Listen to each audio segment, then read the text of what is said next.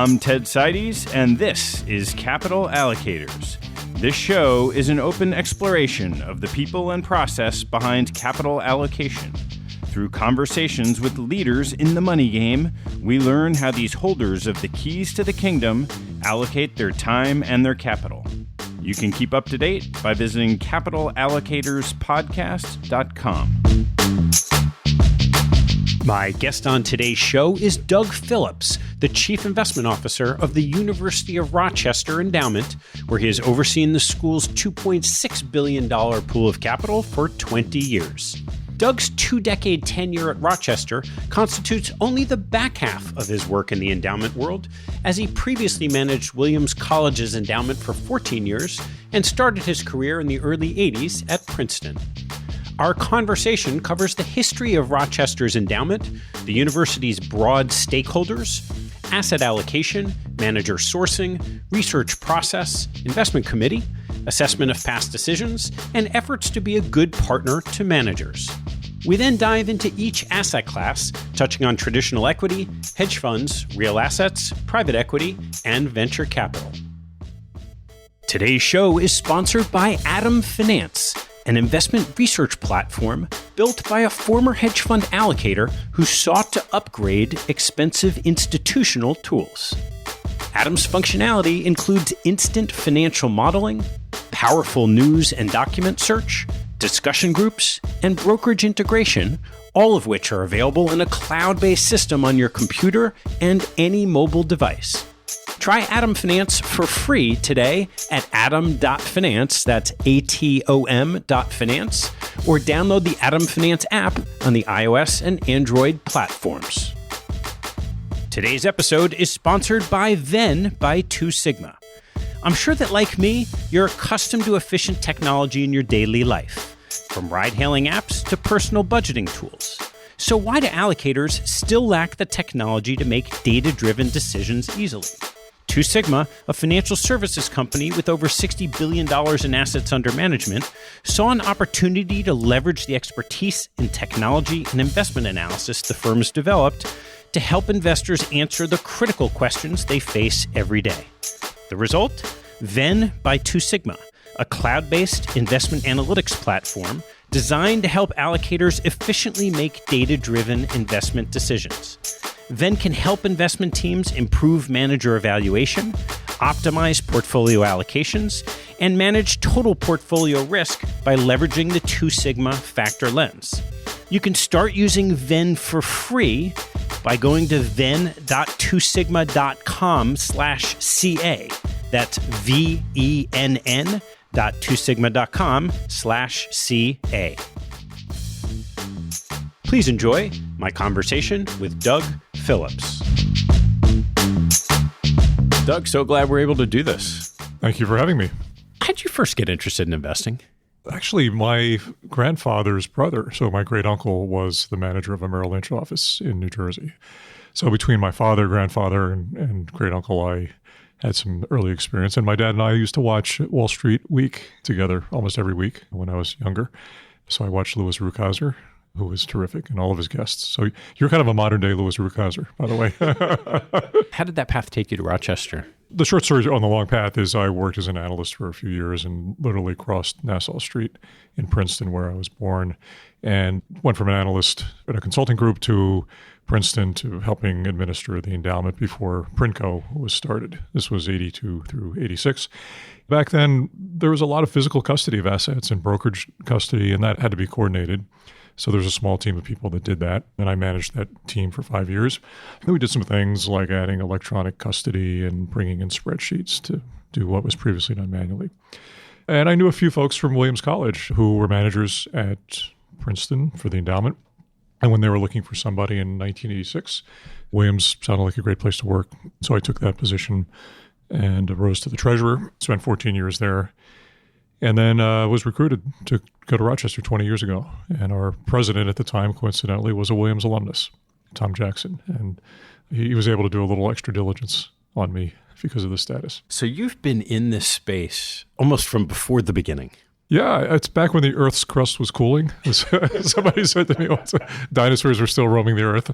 The evolution of everything has been profound over the past 37 years that I've been involved. And if we just start with when you first arrived at Rochester, so over the last 20 years, you understood the space. What did you see and what evolved? Yeah, well, Rochester, as you know, your brother went to school at the University of Rochester.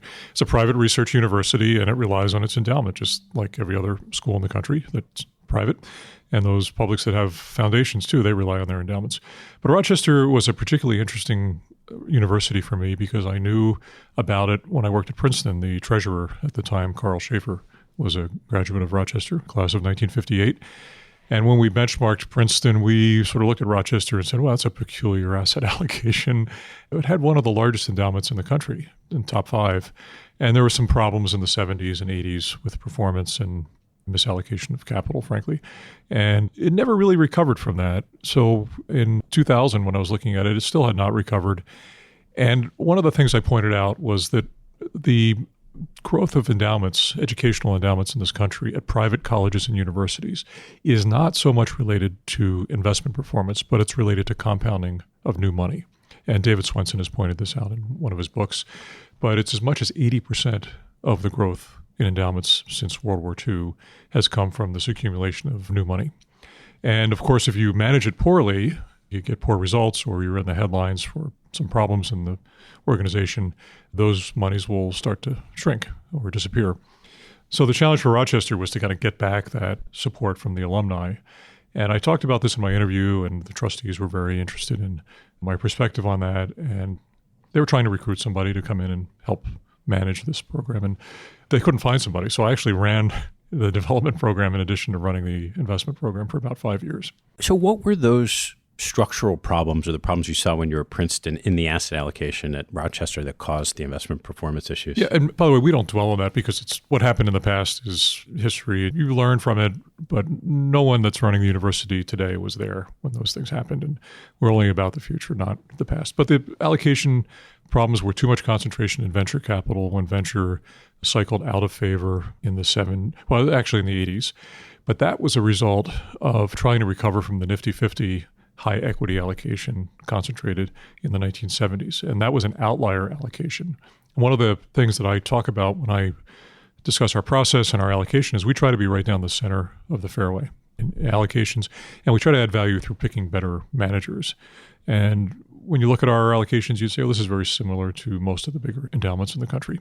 But it was the allocation decisions made in the 70s and 80s. So why don't we just dive into where you are today, and you can weave the history of that, and just start with what are some of the philosophies about how you go about managing the endowment that you bring to bear from your experience? The overriding philosophy here is to keep the stakeholders, this shared governance models that universities and colleges follow. You need to involve faculty and deans, alumni, trustees, the community even, to be sure that they understand what the endowment is doing. It's not just this large pool of capital that some government folks feel should be taxed. It is a very important collection of many smaller funds that have been donated over hundreds of years, and that money's there forever. So just being sure that people aren't pushing for allocations to a certain manager or a certain strategy that somehow is going to push us away from the norm and what's best for the university. And you'll have different views from different people. Trustees like to see the performance ranked against peers, and the finance folks at the university would like to see budget stability as well as growth. And the deans, I think, want to see more money for faculty and scholarships. So trying to coalesce all of those different viewpoints is an important part of the job. How does that coalesce in how you approach the investment problem at Rochester as opposed to maybe what you see at some other institutions, you say peers, that you're getting compared to in performance? Yeah, Rochester, again, has some unique characteristics that influence our performance. They're not the key factor in it, but we have one of the highest revenue sources from clinical care because of our hospitals and also research. As a result of our very high growth in that area, our assets are a little smaller as it relates to the revenue stream, and that has some impact on the liquidity. So we're actually managing a liquidity-informed portfolio more so than most of our peers. And informed means that we bucket liquidity and we look at the most illiquid components and model our cash flows and that sort of thing. So that's sort of an overall philosophy that we have to follow at Rochester, that maybe some others are more liquid than we are, and they can afford the liquid partnerships. The other part of it is we change very slowly to an asset allocation, and we have a process we follow. It's not tweaked quarterly or semi-annually. It's once a year, where we sit with our trustees on the investment committee, talk about what we've learned from the stakeholder view, and then bring that into a actionable plan for the following year. We also have a quarterly, of course, reviews, and we have semi-annual asset category deep evaluation. We call those comprehensive evaluations that bring out manager issues or opportunities that we see, and then we spend the next 2 years working on those. Because as a long-term investor, if you're doing this every year or quarter or something, I think you're on a fool's errand. So changing things gradually, taking a long-term perspective in the process, and keeping stakeholders posted. When you talk about stakeholders, how do you think about maintaining alignment across your team and the investment effort and the people you're serving? It's an ongoing process. There's no perfect alignment. I do think that there has been no proof that I've ever seen that the investment team, some folks say, well, the investment team should be aligned with performance. So there should be performance compensation and deferred bonuses and carried interest and sort of that sort of thing. I haven't seen that shown. So we align ourselves with the university's mission in the investment office by saying we're salaried professionals, just like our faculty and our physicians. We do benchmark that against other schools with their surveys. And we also realize that working in Rochester is a little less expensive than working in Manhattan or Boston or San Francisco. So there's a little bit of a discount for the lower cost of living in Rochester. So that's how we align the team. We also align ourselves on process by being generalists. We don't have silos of expertise where there's a hedge fund or private equity group. It's a small team of 5 investors, including me. And you mentioned that when you first came in, it was hard for the university to recruit someone to Rochester. I know you've had a team that's been with you for a long time. How have you gone about recruiting and maintaining your team there? The investment team, we don't recruit. We network. If we find someone that is interested in the field and has the right academic and work experiences and wants to learn and sort of evolve with us, we'll talk to them and perhaps bring them in and meet other people. That's only when we're growing, and we're fully staffed now. One of the pushes I got from our board was to make sure that there were enough people in the office that if something happened to me or the 1 or 2 other people, that there was enough redundancy. So we've been able to find great people that have an interest in being in Rochester, family reasons. They went to school there. The lifestyle of Rochester is good. And we're a family-friendly office, too. We really try to keep a work-life balance. Great. Well, let's dive into the investment process and start with, as you worked through some of those basic philosophies and strategy, what does that asset allocation look like today? We are about 24 to 25% in the ground invested net asset value in private equity, including venture, which puts us about in the middle of the larger endowments. We have another 24, 25% in what is a large category that is affectionately known as hedge funds, but it is a wide range of different strategies. If you bucketed those 2 main components in hedge funds, you'd find about half of it is in long-short, typically long-short managers with low correlation to each other. And the other half is in return generators that are very, very uncorrelated to our benchmark or anything else in the portfolio, including our long-short book. Then we have a real asset program, which is real estate, oil and gas, natural resources, that is winding down. It's a little less than 10% today. Not much money going into that category. But frankly, it's been our most disappointing area. Public equities is about a 33 to 35%, roughly 10 to 11% U.S. equity long, and the rest is outside the U.S., and more than half of the outside the U.S. is in emerging. How many managers do you have in each of those buckets? We can just start walking through those buckets. More managers on the alternative side, so more on the hedge fund and private equity side, and fewer on the public side. We think it's better to concentrate on fewer managers that have alpha-generating capabilities. What does more and fewer amount to? Well, total headcount on manager, the roster is currently in the low 60s. It's going to stay there. That's come down from close to 100. And if you include wind downs and legacy side pocket things, there's probably about 110 relationships currently, but 50 or so of those are finishing. I'm going to get into that manager selection process. And before that, Do you derive that asset allocation starting with looking at peers and saying, as you said, we don't want to be too different, or is it based on some risk framework? It's both. The peer allocations, first of all, they're backward-looking time frame, so you're never going to know what schools are doing going forward. We do try to understand schools by visiting in their offices and learning about them, and we welcome those visits as well. And our philosophy as it relates to peers is, since we're not performance comp-based, we want everyone to do well, and we're smaller than some of the larger endowments, so we're not going to take capacity if they have a manager that they like. We sometimes tag along. But generally, we are a bottom-up manager sourcing allocation group. Risk plays a part of it. As I mentioned earlier, liquidity plays a part of it. The annual planning exercise looks at allocation models and ranges of returns for asset categories going forward. We use a lot of mean reversion to what we think is fair value on categories. Then that is also conveyed back through our finance folks so that they know sort of what we're thinking about when we're doing the planning on asset allocation. Do you have a certain investment objective? We do, through the modeling, come up with a number that where there's a percentage likelihood over a 5-year period that if conditions hold today, that we think we can earn that. And that includes alpha generation above the benchmarks, which include benchmarking against other managers in the category, as well as our public benchmark. That has historically been in the 7 to 8% nominal range, which is not a bad return if we can achieve that going forward. And we typically have a lot less volatility than our benchmark as well. And does that then allow you to dial up or down what the sort of expected returns you'd communicate to the board just based on market conditions? We have gone through that exercise a few times. The most recent one was in the GFC, and I think all investment committees had a difficult time. They're struggling with the idea of allocating capital, if you have it, to assets that were on sale versus saying this is an unprecedented change in our financial structure and we should be really careful in that environment. We tend not to change too much when something comes along like that. We work within allocation bands ranges, which are fairly broad for most categories.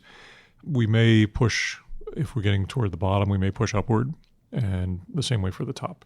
So those are market-based as well as time-based rebalancing decisions. Okay. Let's get into the manager selection process, and then maybe we'll go through asset classes separately. But where do you come up with your manager ideas? We have, if you could picture a Venn diagram, I know your listeners won't be able to see this, but I have it in our annual report to our stakeholders. But our Venn diagram has 4 circles, and in the center are the managers that we are most interested in. One circle is our investment committee. They have lots of connections in the world, and they bring us ideas. The other is a consultant. I won't name the consultant, but we have a firm that is well respected in the endowment and foundation world that has some sourcing capabilities that maybe they see something that we haven't seen. We use that. We also use the peer group. And what I think the 4th circle is that most endowments don't always think of is we ask firms that we're interviewing who they think are good competitors, and we meet those firms. So somewhere in the circle, the convergence or overlapping of those 4 circles is where we get our best ideas. Of the circles, the one that probably has the most weight, the biggest, deepest circle, is from the peers. And again, not going to conferences or looking at surveys, but just going around when I'm here in the city, visiting our friends at other endowments. And how collegial is that process? Some schools won't see us, frankly, but I think if we're open to explaining what we do, the schools that we've talked to sometimes pick up something and they say, wow, that's really interesting, and I'd like to incorporate that. And the same for us. We'll hear some things that we want to put in our process. So I think most of them are pretty open to it. But you also have to avoid groupthink. If you went around to all the endowments, larger top 20, 30 endowments in the country, and spoke to them, they'd all be different. There's no uniform approach. So there isn't some common there's always a common thought process in the manager community that, these endowments, foundations, they all invest with the same subset of managers. There are names that we've heard spoken that we're not investing in, and names that we're in that nobody else knows about just because they're small and they fit us. There's not enough capacity. But there is a convergence around certain names, and some of them are longstanding 30, 40-year-old firms that have had good succession planning, and so we're in some of those firms. What do you think are the characteristics of the most successful investment firms? Well, one of our great leaders, David Swenson, has talked about people as the key component. For us, it is absolutely the people. Somebody is making those decisions about putting a trade on or investing in a private company or operating that company or selling that company. If you can't trust the people, it's a non-starter. That gets to be very difficult because it's a gradation of talent and capabilities in people, and most of them are really, really good. I find that by interviewing many, many firms, and I have 38 years of doing this, you tend to notice little subtle differences in the way people act, and you tend to pick up, just in your diligence on firms, you tend to pick up stories from other investors. Maybe there's just a little something that's not quite right. So we really do try to find the best people that we can trust and be a long-term investor with them. What are some of those little things that are both positive and negative that you've picked up over the years? I think one of them is the way they lead the team internally. Is this a very top-down organization, or is it flat and collegial and highly productive? If you've got a very strong leader at the top, sometimes that creates tension and there's defections and turnover. We do like to see a group. Obviously, the leaders have to be very strong, but you want to see a productive meritocracy, I guess is the right term. Some folks say that, but they're not really doing it. The other thing we get nervous about is the firms that are always talking their own game and don't have the perspective of maybe some challenging times, and are they humble about what happened in those times, and do they hang together? Did their investors stay with them? So those are some of the things, Ted. How do you think about that differently from a larger firm where maybe decision-making at the security level is going to be decentralized from a smaller firm where you're really investing with a person leading maybe a smaller team and making the decisions? We tend not to invest with large firms, at the outset. No bad feelings about any of the large buyout funds, for example. We don't have any of those. We tend not to be in the asset gathering mutual fund space or the larger funds, the hedge funds that are more household names. We tend not to be in those. So somewhere between the very small owner-operated entrepreneurial firms, which we like to a degree, and the asset gathering large firms, that's where we tend to like the size. You also mentioned working with a consultant. How do you derive the benefits of a consultant relationship? We started this relationship, I think it's about 8 years ago, with the idea that we would not be a standard client. And what that meant for us was we don't want filtering from our lead consultant to occur. We want to sit in their offices at least once a year with our entire team and rotate their asset specialists and their best thinkers through us. So there's no coloring of the comment, no polishing it up to fit our needs. Because when you dig into these consultants and you look at the manager connections they've had and the experience, it's actually pretty helpful. So we think of them as an extension of our team rather than a sort of top-down consultant that sits in between an investment committee and a team. It's not how we use them at all. And there are endowments our size that absolutely turn their back on consultants and say, we never want to do that because they're not helpful. I have found them to be helpful. And we pay a fair fee, not a egregiously high fee. And it's been working for us. Where do you get the most leverage? I would say not so much on the manager sourcing. It's more on thinking about allocation and structure, like weights on positions, some things we haven't thought about. Occasionally, I think there are 2 managers that have come through that relationship that we hired that are good. But the other part of it is the second set of eyes and ears on our materials. We use them as a little bit of a shadow investment committee. So when we're writing our quarterly report, we'll have the consultant run through it and say, well, here's something you might want to think about, or maybe this is you going off in a direction that's not the right way. So they're helpful. And it makes our committee meetings more effective by having that second set of eyes and ears. What does your research process look like on an individual manager? Because we're generalists, and of the 5 investment officers, I'm one of them, we're very, you hear that word cohesive a lot, but we're very tight. We all work within shouting distance of each other in the office. We meet once a week to talk about ideas that we've surfaced. There's no compensation if you source an interesting manager that gets put in the portfolio. What happens is our team is out meeting firms in every city they go to based on these referrals that we have. They come back and they will talk to me about it and say, I think this firm should go into our process where we have the 5 of us talk about opportunities. To get in the process, there's 2 kind of gates that we use. One is it's got to be an augmenting manager. So it does something that we don't currently have in the portfolio, and it's a direction that we're leaning toward. So that's an augmenting gate. And we've been hiring more augmenting managers in the past few years than we have in the other category. So the other gate is replacement. So if we have a firm that we're probably not going to continue, so no re-ups, or maybe we're going to trim or leave, and we have a stable of firms that we're looking at to put in their place. So augment or replace are the two gates. So when there's 5 of you traveling all over the place and you have your portfolio to monitor, you have managers you're meeting all the time, how do you gather and keep all that information in an efficient way? Yeah, this is a point I made because you're managing the torrent, I like to call it. There is an amazing amount of information that comes from current managers and prospective managers. Tracking, getting down to the firms that you're really interested in and tracking them deeply is part of our work. So we have a system. There's a person that manages that for us. There's a certain amount of inbound inquiries that go through that. They get assigned to an analyst, and then maybe they go up to a investment officer. But managing that torrent through a system is very important. That system also has sort of a hot button that anyone in the office can click that button on a particular piece of information, news or manager, and that goes right up to me. And that comes to me daily. So if there's something that needs my attention, I know about it right away. Yeah. So whether a manager is a potential augmentation or a replacement, what happens is it from that initial instinct of a meeting through the process? Usually the first variable is time. So it's not as if we find a firm and 6 months later they're in the portfolio. It takes us about a year or two to decide whether we're going to be moving ahead.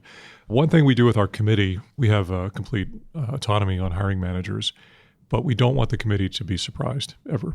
So we thumbnail managers that we're interested in. Thumbnail is a half a page in our quarterly report, and we say this is a firm that's in the pipeline for potential hiring, maybe 6 months, a year down the road. If you know anything about the firm or you know somebody you think is better, let us know now so that when we produce the hiring memorandum, we're not going to surprise you or you're not going to surprise us. So that process has evolved over the years. And, there's all the things that go into the actual hiring, so contract review and operational diligence. And we do reference checks, particularly on any investors that have left the firm. We like to talk to them. When you're sitting in Rochester, so on a day when you're not traveling or a week you're not traveling, what do your days look like? There's a cycle. There's a cadence to the work. My daily activity is looking at manager materials, talking to the team. There's a weekly cycle, which is our internal investment committee meeting, which happens 2 to 3 hours every week. There's a monthly activity where we're looking at our portfolio each month, closing, and just sort of how did we do, knowing that there's latency on reporting from privates.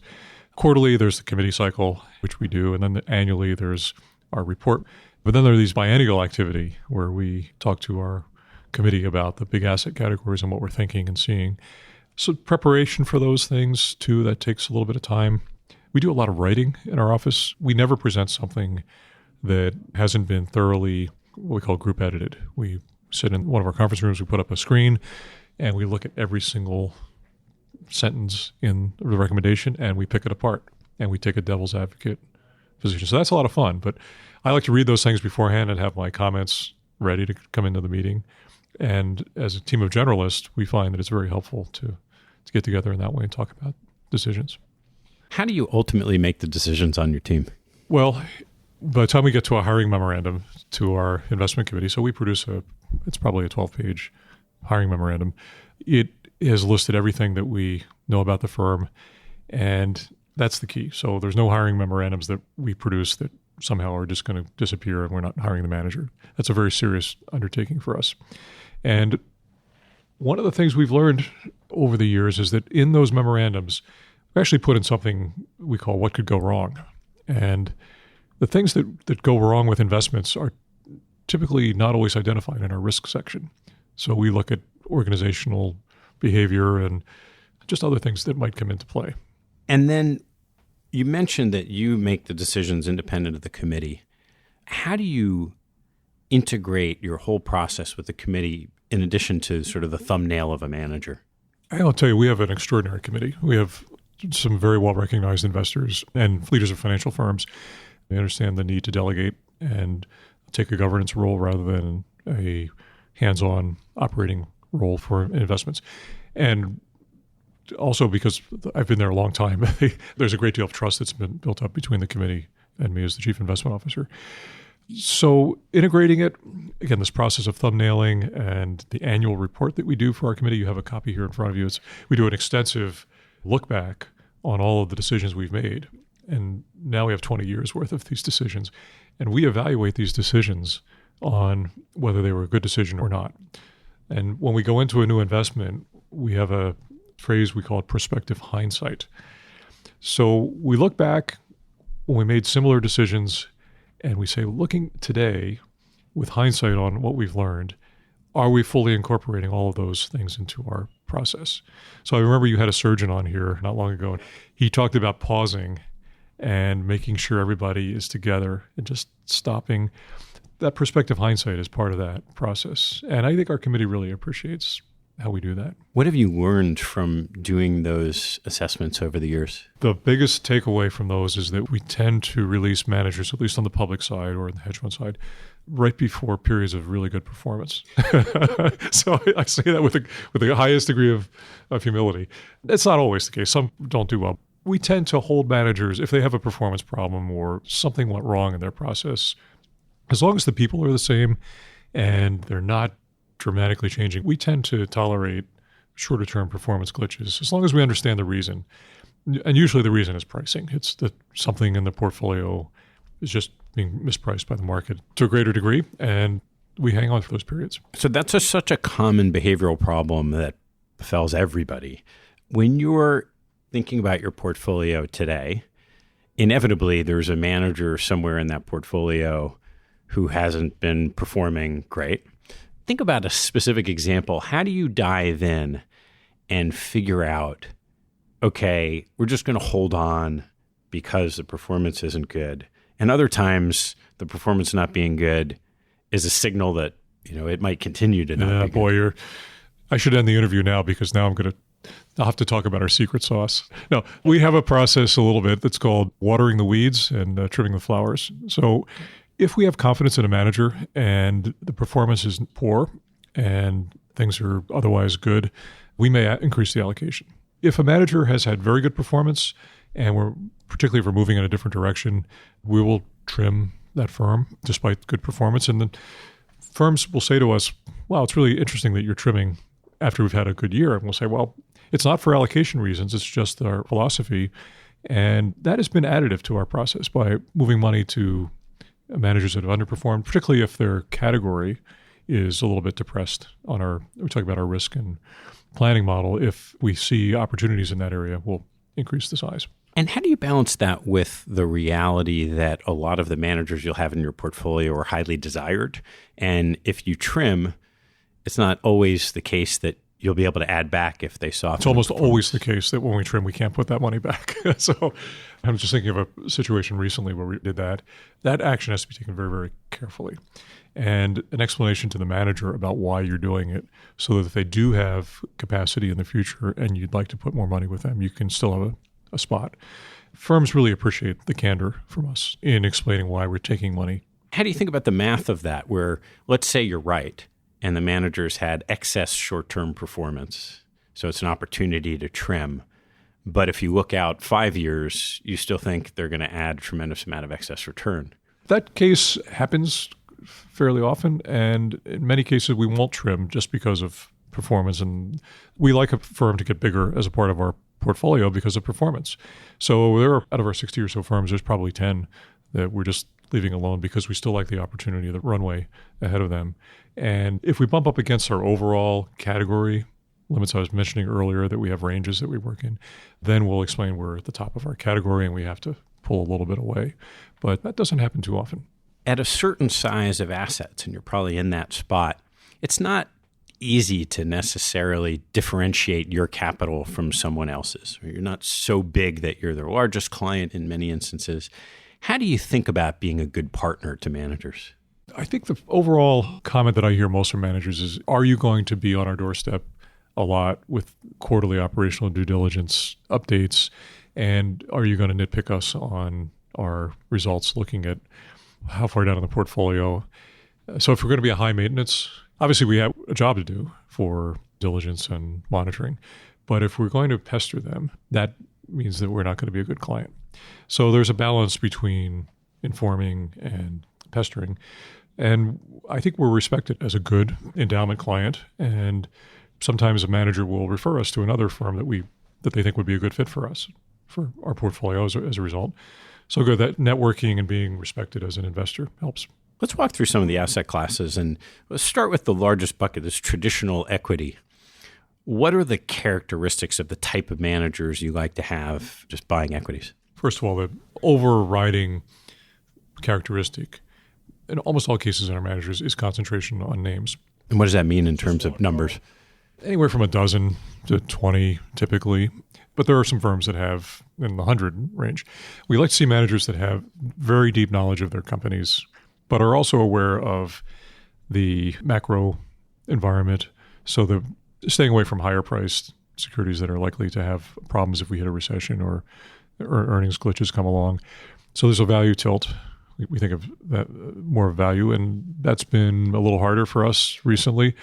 We also benchmark against ACWI, not the S&P. So it's a global mandate. But we re-weight the ACWI based on GDP of the countries that it represents, so that it tends to overweight emerging, for example. So the cap weight versus the GDP weight makes the GDP weight benchmark tilt in favor of emerging And what economies. are the most pronounced? Is that China and India predominantly? Yeah, those are the big weights for us. But also Southeast Asia, there's other components in there. Not so much in the European area. Do you implement the emerging market manager allocations to country-specific or region-specific, or they tend to be more generalist? It's both, but mostly country, particularly China and India. And how do you find those managers on the ground in those countries? Those are sourced through networks. These are not mutual fund or household name firms. If you looked at the endowment investors in those, you'd see names that you'd recognize. How do you go about monitoring a manager with 5 people in Rochester on the other side of the world? One thing that we do to be as efficient as possible when we visit countries is we tend to do these meeting paloozas. So I think Charlie Munger talks about Lollapaloozas or something. But meeting paloozas are all 5 of us go to a country, spend a week there.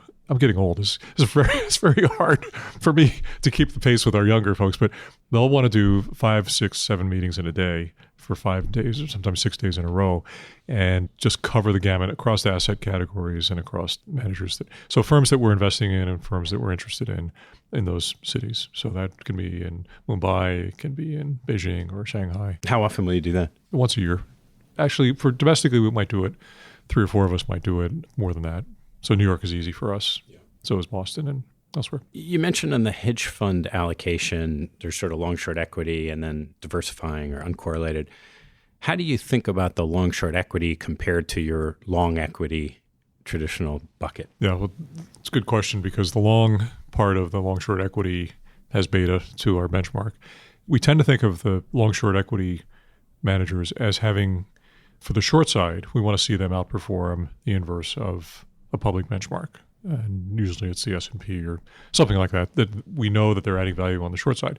It's very hard in a rising market like we've had the past 10 years to do that. And not all of our managers do it every year, but we like to see that kind of performance.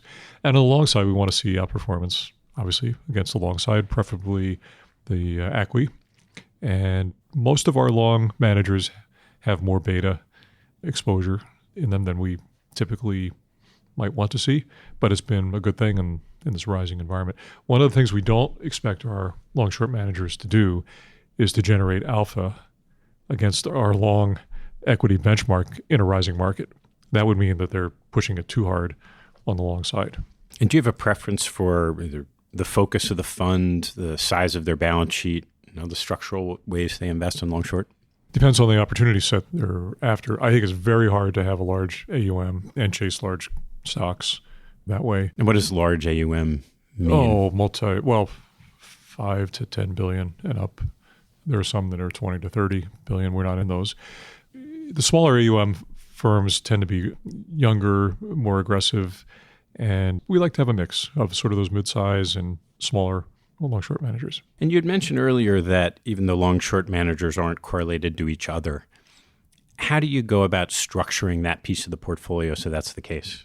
Well, we look at the components they're investing in, whether it's sectors or companies. And they get put into a correlation matrix, and we look at vol and many different factors that are in our model. We have our own modeling software. But then the real part of it is sitting down with those managers after having the knowledge from your existing portfolio of managers and saying, is this really differentiated? And is it likely to continue to be differentiated in the future? It's hard to do, and it doesn't happen very often that we add a long-short manager. But when you look at the firms we've hired and the performance, they really are uncorrelated to each other. It's remarkable. So the process seems to work for us. What's been the average length of those relationships? Oh, the longest one goes back to when I started 20 years ago, and it was a firm I knew when I worked at Williams College. And I did pull some of the relationships from Williams. And Williams is still invested, but I was able to get us a spot at the University of Rochester. But 20 years. And on average? 7 to 10, probably, on a name-weighted, not a dollar-weighted basis. And how about the uncorrelated or diversifying? Other than the return stream, how do you figure out which managers you want to have in your portfolio on that side? We like firms that have the ability to allocate capital in periods of very unusual pricing or economic environments and have a deep bench of people, particularly the multi-strategy firms that have been around for 30, 40 years, that make very consistent returns that when you look at the sources of those returns, they vary from year to year, 3 5-year periods. And they're not afraid to take a bigger swing when those fat pitches come up. We like those type of firms, but we don't want to have the same firm doing the same thing. So some of them have a sandbox that is more specialized and others are sort of playing on the beach. There are a lot of firms that you mentioned that 20 years, been around for 30 years. The leaders of those firms are one by one winding up their careers. What does your portfolio of hedge funds look like 10 years from now? I'd say we have about a dozen or so relationships. I'd say there's probably 1 or 2 that will have succession, and we'll have to evaluate whether that next team is good. We think the bench is good, but we also look at what others are saying, and maybe there's something that we're not seeing. And if there's a runoff in assets, when change is happening, that gives us some concern. Not always the case that is a bad thing for future performance, but we treat those firms as if it's a new firm. So we put them through the initial hiring activity. The question was, would we hire that firm today? If it doesn't pass that test, then we exit. There's always these questions, these structural questions about hedge fund fees and performance having come in, which it has over the years. Are there times where you step back, take that pause, and say, I know we have this big allocation today. The world is clamoring that hedge funds are bad. Should we reevaluate the whole thing?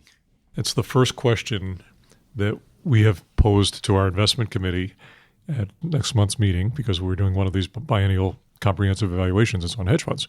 And the question is, why would we have high-fee, illiquid managers that produce a return that is essentially the return of the endowment portfolio over time, so 7-8% net, where there's risk? These firms can be wrong, they can be over-levered, they can just make bad security selection.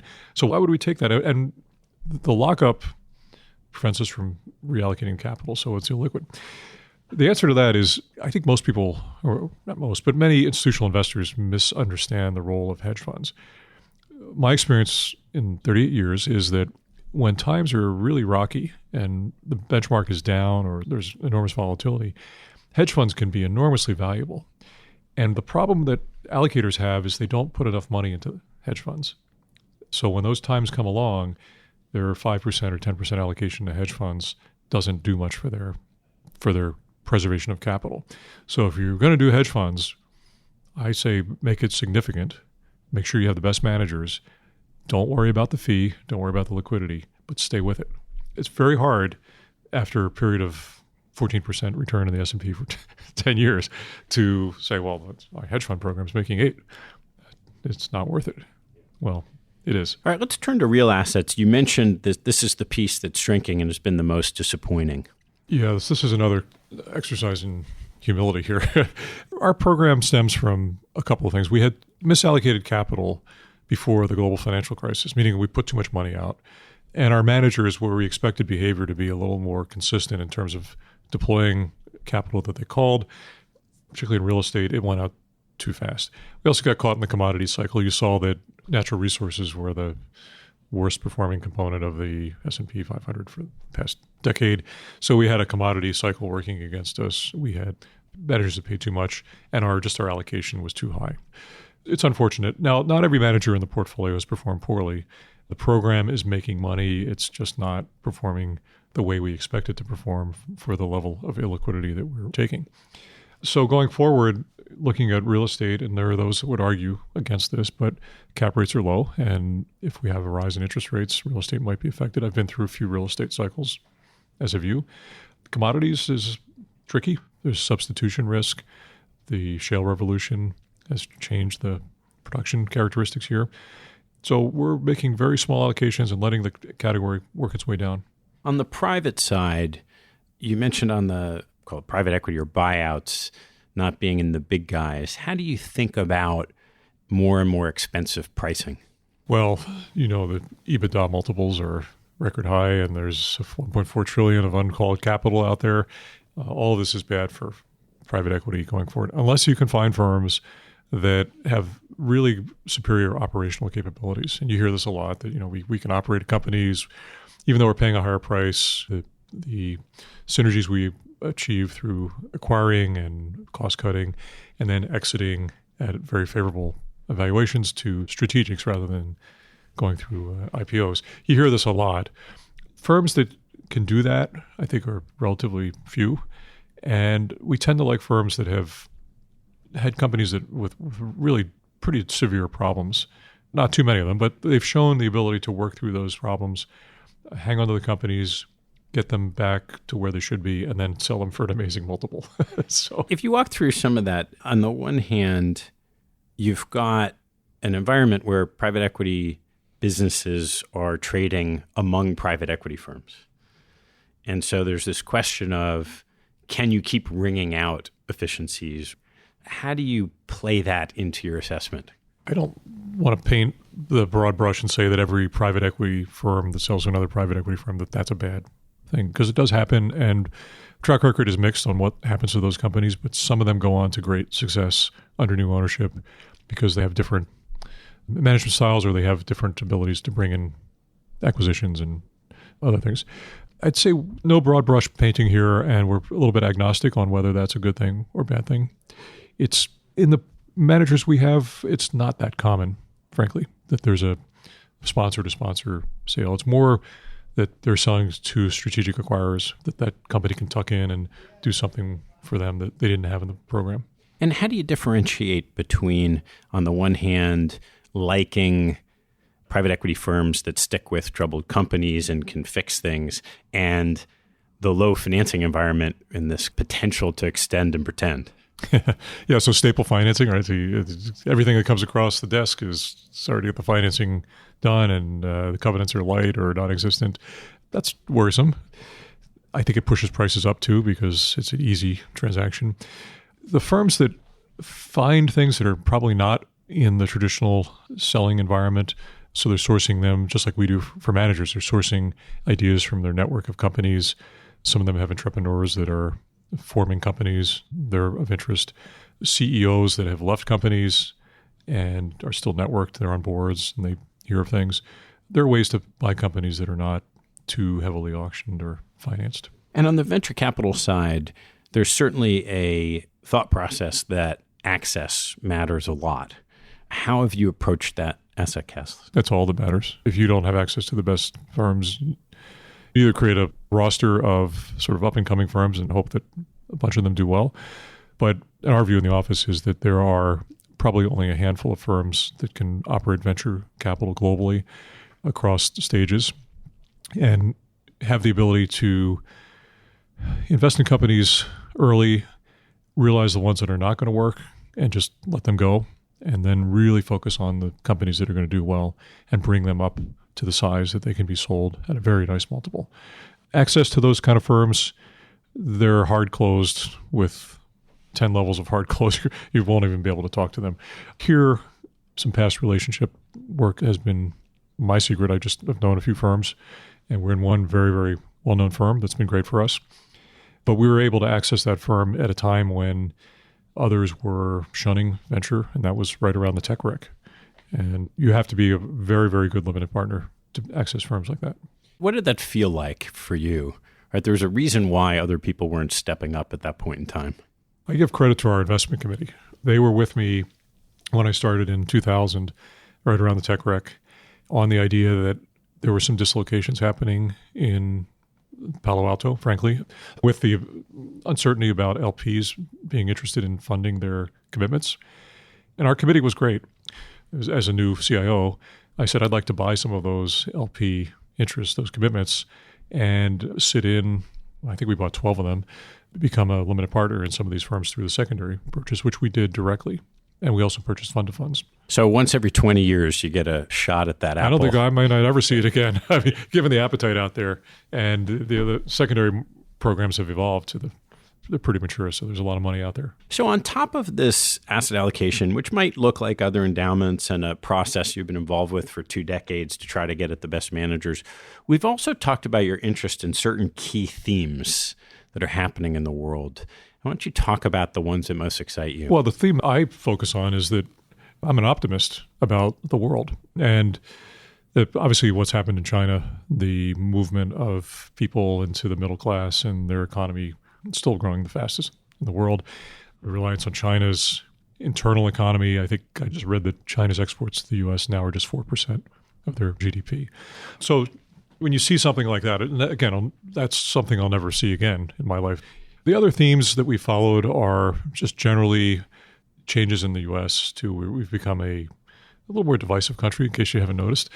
But there are companies, the tech companies here are some of the best in the world, and investing through venture and other things in technology is great. Biotech advances, people are living longer, living healthier.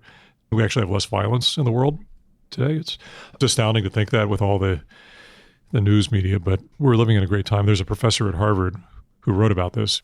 He said he's not an optimist, he's a realist, but he just looks at the statistics in our world. At cancer survival rates, 5-year survival rates are through the roof now. You really can live a long time if you have cancer. Education rates, thanks to places like the University of Rochester, where we give a great financial aid to our students, keep going up. So high school graduation, college graduation, graduate school, it's a hockey stick for the U.S. and around the world. How do you think about integrating those key themes into impacting the portfolio? We look for managers that are aware of that. If they don't see the world evolving in a good way, there are always going to be these problems that come along. But generally, we like to see firms that are tracking with consumer behavior, technology, particularly biotechnology, a little bit light in biotech. But we like to see managers that have a view. We also like to see managers that have a perspective on, particularly on the short side, things that are problematic in companies, fads and potential failures coming, and can identify things that are overhyped and ready to go against those. How do you think about your competitive advantage compared to the rest of the allocation world? I said something earlier. We want all endowments and foundations to do well. We don't have any proprietary knowledge at the University of Rochester. This is charitable money. It supports a wide range of activities across the U.S. It's one of the best parts about our country is how these donors have helped assure the future of activities, whether it's healthcare or education or whatever activity they're enthusiastic about, they can perpetuate it. So when we think about competitive advantages, I don't really like to think of us as competing against other allocators. I think we should be collaborating with them. Size, if you had to look at one thing about us, $2.6 billion, that's a reasonable size. So we can take bite sizes in $20 to $50 million increments, whereas a $25 billion endowment, if they're in the same philosophy of concentrating on managers, that's a $250 to $500 million allocation. That's a lot for a smaller manager to allocate. But we're also of a sufficient size that we can hire good people, like the 5 of us, and it's a meaningful portfolio. Well, great, Doug. Let's turn to some closing questions. What's your favorite hobby or activity outside of work and family? I have to be careful because I have a lot of hobbies, and I don't want anyone to think that that I have too many. But yesterday afternoon, I was stepping off of a chairlift skiing in the Finger Lakes area of Western New York, which is a beautiful place to live and work, frankly. But I play a little golf and do a little fishing. I'm a scuba diver also. So my wife and I have a pretty adventurous life, and it's fun. That's great. What's your biggest pet peeve? I don't really have pet peeves. I think I have fairly thick skin to a lot of things. I do wish people sometimes would not offer so many opinions without having the facts to support their opinions. Across the world, I see that, and I try to avoid that kind of behavior myself. What about on the investment side? I mentioned earlier, talking your own book, that this is what we do, and we've got our blinders on, and I accept that there are very good specialists in categories, but sometimes externalities come into play that firms aren't always aware of.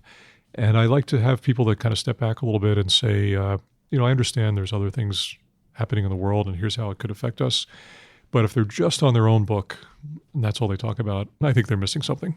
What have you learned recently that's most stayed with you? What stayed with me recently is what I was talking about earlier, the longevity of people and health, and how as a society we're actually doing pretty well for most of our citizens. As a capitalist society and country, we're going to have some poverty, and it's unfortunate that we continue to have that, but I'd like to see less poverty. But I think our country's doing pretty well. How do you and your team use social media? Zero. I don't see a use for it. So we don't use Twitter or Instagram, or I had a LinkedIn account. It was a personal account, which I didn't find useful, so I got rid of that. But I think some of our folks personally might be using those things, but it's more for family, friends. At least I hope they're not networking with our managers using social media. What teaching from your parents has most stayed with you? My dad served in the Air Force, and so did my wife's father. He was an Army officer. And I picked it up from my dad, a love of traveling and seeing things and experiencing it firsthand. He was stationed in Korea and Japan and England and spent part of his time at RCA up in Canada and Saskatchewan. But meeting different people, being willing to endure the occasional hassles that come with travel, and particularly being in Rochester, which is third largest city in the state of New York, 1.2 million people, but it is a little bit out of the path of most people. So we have to spend time on the road. And I think I picked that up from my dad. What life lesson have you learned that you wish you knew a lot earlier in your life? I think the value of being a good colleague up and down the organizational chain at a university. I try to be that way. I think earlier in my career, I didn't really appreciate what value there was in reaching out to others at universities and colleges to internally just understand what they're doing and being sure that stakeholders is the word I've been using, but it's really just being a good colleague and understanding what the deans are trying to do with their schools and understanding particularly our donors too. Stewardship of endowments is a very important function. So explaining what's going on to the current donors and the families of past donors too. They really appreciate that. So I guess I would think of that as the relationship building. Doug, thanks so much for taking the time. My pleasure. Thank you. Thanks for listening to this episode. I hope you found a nugget or two to take away and apply in your investing and your life. If you'd like what you heard, please tell a friend and maybe even write a review on iTunes. You'll help others discover the show, and I thank you for it. Have a good one, and see you next time.